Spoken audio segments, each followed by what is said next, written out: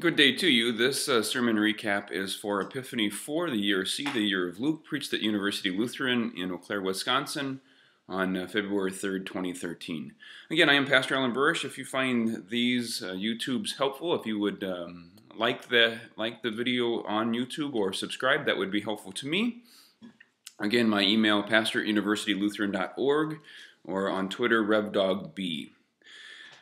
Yesterday's gospel, we finished where we began last week in the 4th chapter of Luke, where Jesus begins preaching in his own hometown, in his own hometown synagogue. And as of last week, things seem to be going pretty well.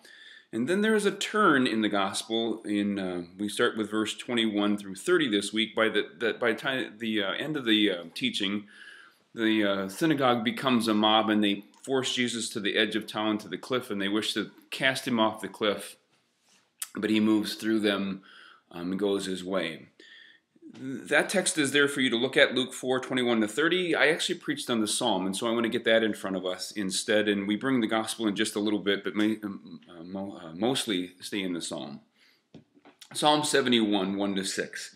In you, Lord, I have taken refuge. Let me never be put to shame. In your righteousness rescue me and deliver me. Turn your ear to me and save me. Be my rock of refuge, to which I can always go. Give the command to save me, for you are my rock and my fortress. Deliver me, my God, from the hand of the wicked, from the grasp of those who are evil and cruel. For you have been my hope, O Lord, my confidence since my youth. From birth I have relied on you. You have brought me from my mother's womb. I will ever praise you. I started the sermon by talking about a pastor when I was in high school and college, Pastor David Eline of St. Matthew Lutheran, that in one of his sermons years ago, he's now retired, but in a sermon years ago, he made a quick reference to the familiar phrase of kissing a frog. And I said, I'm sure when he wrote the sermon, he didn't think twice about using this kind of familiar phrase on which to hang a bigger message about Christ or about who we are in Christ.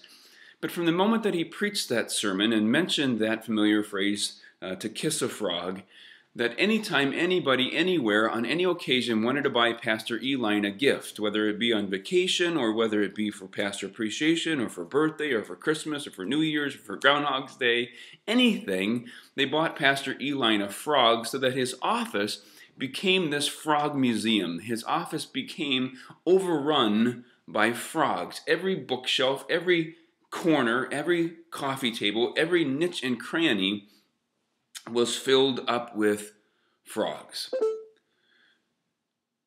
I said that I don't think my people, I'm glad that my people haven't caught on, that I think since I've been at University Lutheran, I have preached more times on rocks than I have probably anything else. And so I wanted to return to this sense of rock and stone from Psalm 71.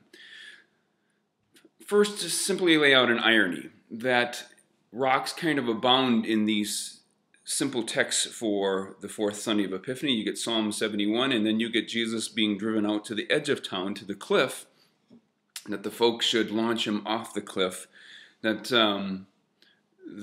stoning somebody in the day of the Bible was one way to deal with heresy. And so obviously the people had decided, as Jesus talked of Elijah and Elisha and the widow and the cleansing of Naaman, that somehow Jesus had spoken over and against the God of Israel, and so that they wished to do away with him, and that casting someone against a stone served the exact same purpose as casting stones against a person, that it was a legitimate way or an acceptable way to stone somebody instead of hurling stones, is that you take the person and hurl them against a great stone.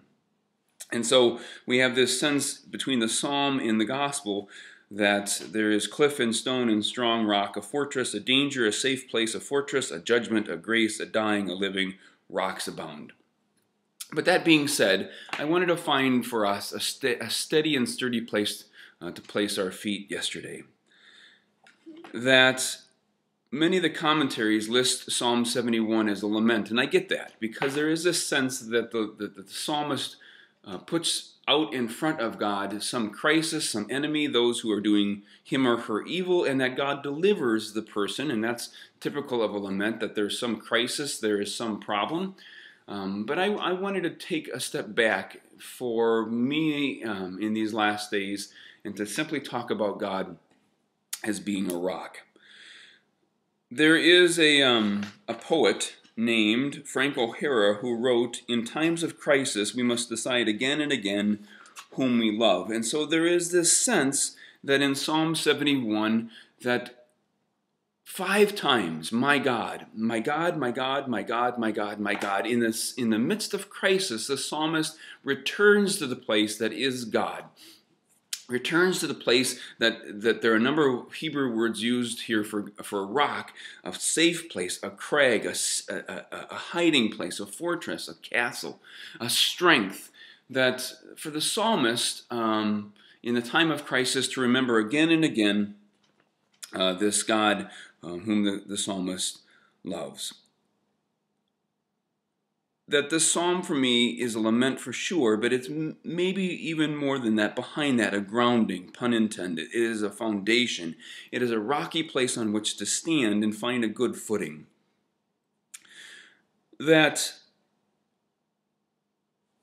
in quiet times, in good days, and I said as of yesterday, take some time to think and to pray and be thankful for places in your life where you know God to be a sure rock, a solid foundation, a hiding place. And knowing those good things, to remember those good things, to pray on those good things and be thankful for those things, because it's as if the psalm says you're laying down a marker. There's this kind of contrast in the psalm of being young and trusting and good things in life, and then you get to the end of your life when life becomes difficult, that you need some reminder in the rock of this God who is a good and gracious and righteous God who cares for you and loves you and sustains you and strengthens you, so that we have to be careful and mindful of the times in our life that we know God to be a good and caring God, because crisis will come. It comes to all of us.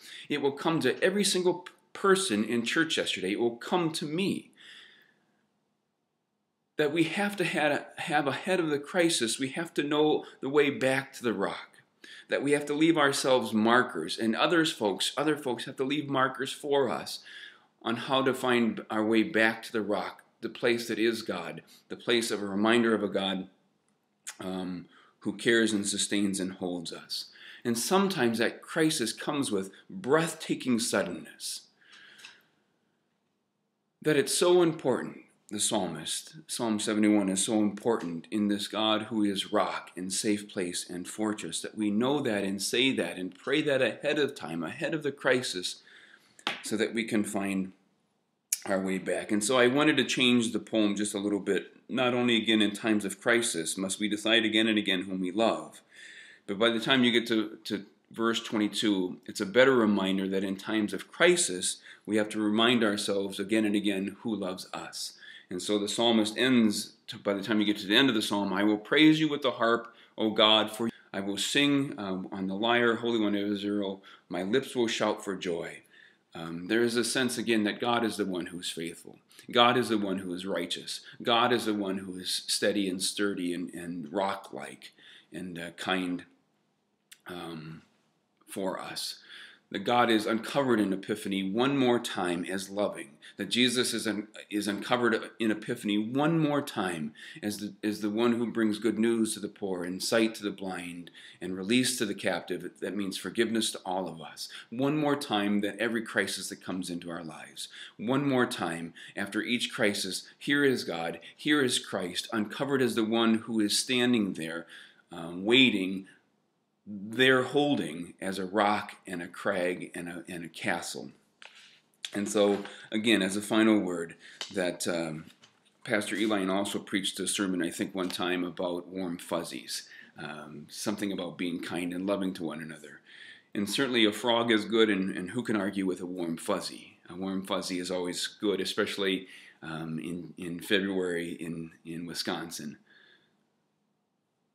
But that being said, I just want a rock. I would just prefer a rock. Grace to you and peace in all things. Be well.